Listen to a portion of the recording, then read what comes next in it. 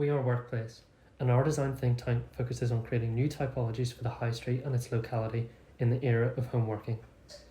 Fundamentally, our project imagines an alternative future for the high street where the local community is put first and given autonomy to enact real change in their neighbourhood. By challenging the immediate boundary of the high street, we are looking to broaden the public sphere beyond the facade and create opportunities for a more versatile and equitable high street living model. To break it down, we begin by setting the scene and demonstrating our research, which leads on to a manifesto that ultimately informs our strategic framework, and then finally examine how this framework manifests itself in architectural propositions. We started off by looking at the evolution of work at a macro scale. Pre-1800s, we were in agricultural age, where the majority of people were expected to work outside and with nature. We then saw a shift into the industrial age, where factories were built and people were expected to work inside.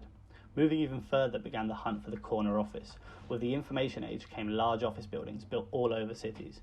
Recently, we've seen another shift away from the office into the age of flexibility, where time is given to people to be creative and entrepreneurial alongside their usual job. Populating coffee shops, library, and virtually any space with Wi-Fi, work could be done anywhere. Until a global pandemic forced everyone indoors and restricted work to the extent of the four walls of our homes. With people fleeing the city centres into their new localities, we see the high street as the place that will house the future of work and living. Home office workers currently utilise the high street as a social playground of activities to break up their often monotonous day, while other workers that need more than a home computer to work need the high street to facilitate flexible workspaces. So with this desperate demand for new typologies along the high street comes an exciting opportunity for the high street to evolve. But while we demand so much from it, it is currently in crisis.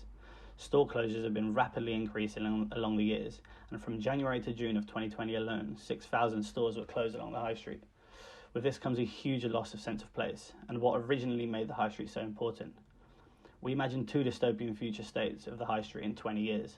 Scenario 1's reality, the high street becomes an exclusive, fully fledged product of gentrification, serving only the affluent. Alternatively, in Scenario 2, the high street has been completely shaped by the Internet of Things. Amazon dictates the way we shop so much it has taken over the physical realm as well as the digital. But what is Scenario 3? This is the objective of Workplace. Taking precedents from nature, we looked at Yellowstone National Park and the effects the extermination of the grey wolf had on the rest of the ecosystem. The reintroduction of them in 1995 caused the ecosystem to rebalance and start functioning again as a whole. We see the high street working in a similar way. A harmonious high street is a balanced high street, working together for each other. Each typology has equal weighting, and rebalancing the high street ecosystem is the key to saving it. To achieve this, we need to create a framework that can be adapted specifically to help rebalance each high street depending on its needs for the residents, visitors and workers.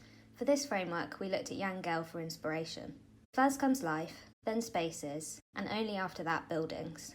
With this in mind, our propositions have been structured according to this narrative. So first comes life, a multifaceted platform for local engagement, falling into three categories: physical, digital and legislative. The physical life may occupy an existing urban centre or designate a new one. It aims to activate the space and create the nucleus for local collective voice and activity. The digital will be through an app, enabling the local neighbourhood to be connected at all times. And finally, the legislative through reclaiming ownership of the high street and giving it back to the people. Once manifested, it becomes the beating heart of the neighbourhood.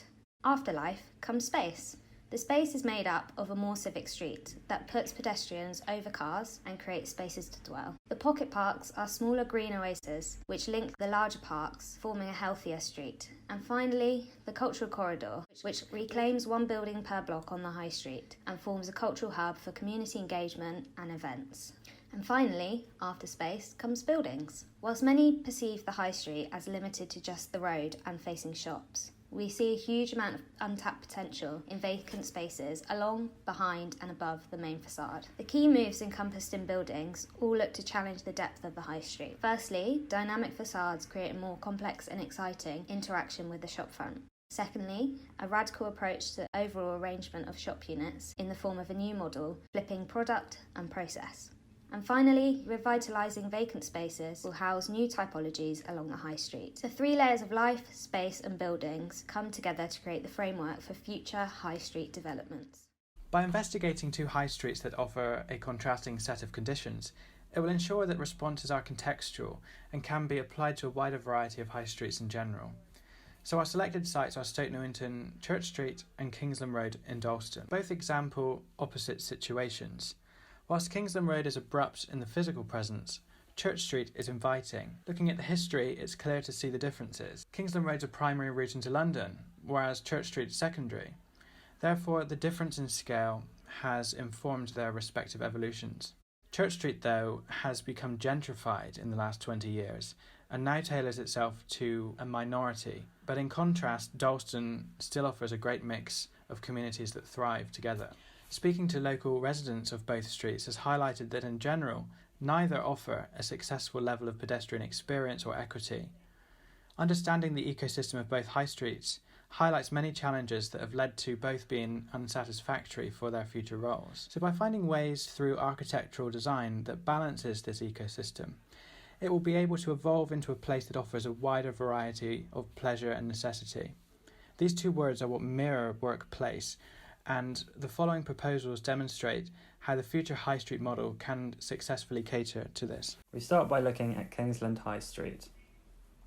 The plaza occupies the existing Gillett Square, giving it structure to bring together the civic voice in Dalston. Our civic street breaks up the monotony and pace of the busy street.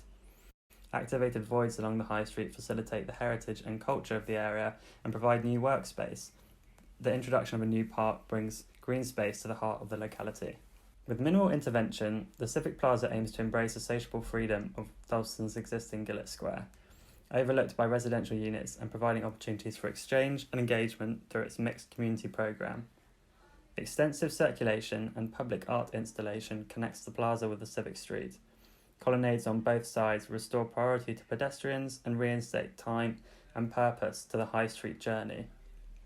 Activated voids along the street sit within the high street frame, with cultural assets that elevate the area's heritage. Workspaces and flexible community rooms fill out the block, which backs onto the rewilded meadow, providing much needed and open green space for the locality within the dense city fabric. I start my day in the workshop. It's so handy that I've got all my tools and specialist equipment so close to home now. At lunchtime, I grab some food from the Centerprise Cafe and enjoy it whilst overlooking the lively street. Before heading home, I take a much needed breather and do a few laps of Kingsland Common. It's so peaceful here. On the way to Gillett Square for the evening, I soak up some street life and check out the new graffiti art the local artists are working on. Once at the plaza, I grab a drink and some Ethiopian food from the Andu Cafe pop-up and find a seat to watch the latest film from Rio Cinema's Open Air series. Looking at Church Street in Stoke Newington, the plaza acts as the centrepiece for the people.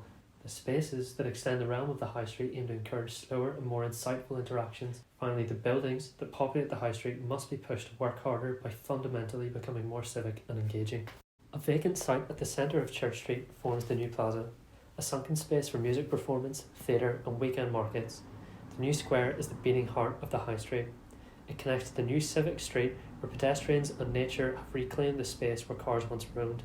The shop fronts spill out onto the wide pavement, enabling the retail experience to be more interactive with passers-by that encourage greater conversation between place and product. And by simply flipping the overall layout of the store to display the process of making as the first threshold, movement is encouraged through the shop and into the spaces beyond the facade.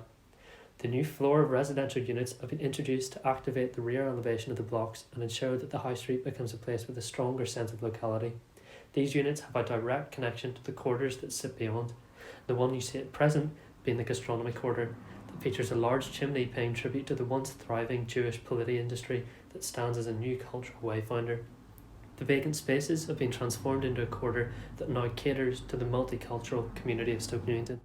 After a long morning working from home, I decide to get a change of scene and meet a friend for lunch on Church Street. The high street is bustling and it's barely even lunchtime. Without the cars here, it feels so much safer and I love to sit outside and enjoy the fresh air.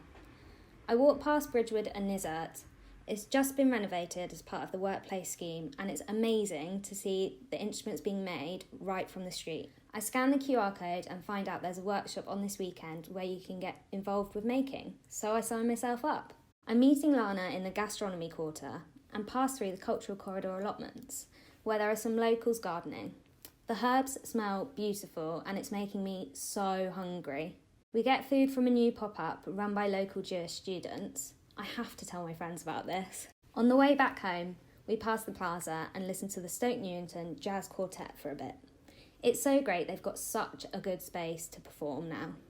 By establishing a new framework that can be adapted to address a variety of high streets that are failing their communities and challenging the way in which we allocate space within a place that prioritises locality, the opportunities for change are truly monumental. By enhancing the existing fabric and activating unused space to make it work harder than it does presently, it will pave the way for new typologies that extend the activity and programme of the high street beyond the limits of the facade. A rebalanced ecosystem restores a sense of civic life, equality and autonomy to the people within the locality that it was made to serve.